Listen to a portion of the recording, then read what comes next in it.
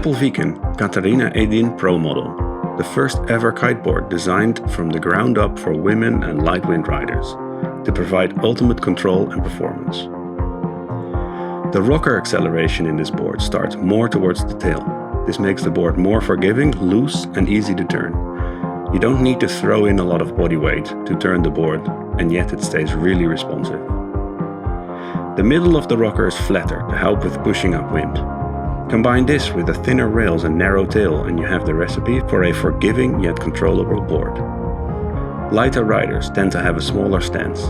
Another benefit of moving the rocker to the back is that you can ride the board better in one position. You don't need to move a lot from the back to the front of the board to get the most out of the shape. The loose feeling of the board is balanced out with a narrow tail. This makes sure you stay in control while enjoying the snappy feel. You can really push back on the tail of the board. This also makes the board better when the waves get bigger. The Apelviken is not a small wave board. It's a balanced all-rounder that you can ride in most conditions. Equally fun on flat water as it is in bigger surf. Finally, the Apelviken features grab rails in the nose to help grabbing the board, especially with smaller hands.